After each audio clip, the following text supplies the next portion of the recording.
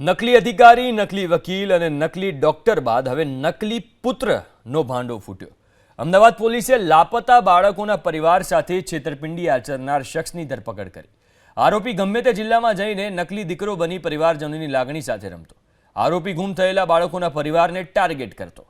3-4 મહિના સુધી પરિવાર સાથે રહેતો, બાદમાં ચોરી કરી ફરાર થઈ જતો. કાલુપુર પોલીસ સ્ટેશને રાજુ નામનો યુવક પહોંચ્યો અને એવી સ્ટોરી ઊભી કરતો કે પોતે માતા પિતાથી અલગ પડી ગયો હતો. 25 વર્ષ પહેલા અજાણ્યો શખ્સ તેને અમદાવાદથી ટ્રકમાં બેસાડીને હરિયાણા મૂકી ગયો હતો. માતા પિતાને શોધતો શોધતો અમદાવાદ આવ્યો છું. આવી સ્ટોરી ઊભી કરીને પોલીસને મદદ કરવા તેને અપીલ કરતો.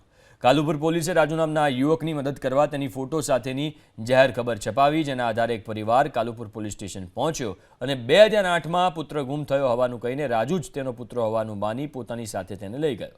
આરોપી રાજુનો ભાંડો ત્યારે ફૂટ્યો જ્યારે ઉત્તર પ્રદેશ પોલીસે અમદાવાદ પોલીસની જાહેર ખબરવાળી પોસ્ટ જોઈ.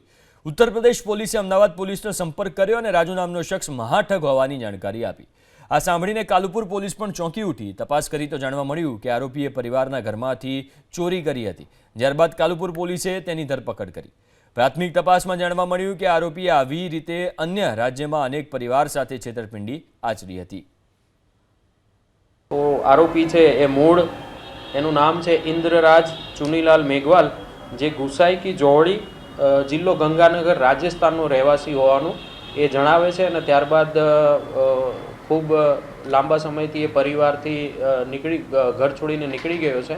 અને આ જ રીતે એને આ જ વાર્તા કહી અને અગાઉ રાજસ્થાન તથા દહેરાદૂન અને છેલ્લે ગાઝિયાબાદમાં આ જ રીતે એ પરિવારો સાથે રહે છે. અને પછી થોડા સમય સુધી રહે છે. ત્યાં રહ્યા પછી જ્યારે એને પોતાની ઓળખ છે એ છતી થવાનો ભય લાગે ત્યારે પછી એ ત્યાંથી નીકળી જાય છે. તો આ આધારે પછી ઉપરોક્ત ઇસમ વિરુદ્ધ છેતરપિંડી અને ખોટો દસ્તાવેજ રજૂ કરી અને પોલીસને ખોટા અપહરણની ખોટી માહિતી આપી અને આ રીતનો એક આખો બનાવ છે ઊભો કરવામાં આવેલો, જે અંગે ઉપરોક્ત ઇસમ વિરુદ્ધ ગુનો નોંધવામાં આવેલો છે અને એને અટક કરી આગળની કાર્યવાહી હાથ ધરવામાં આવશે.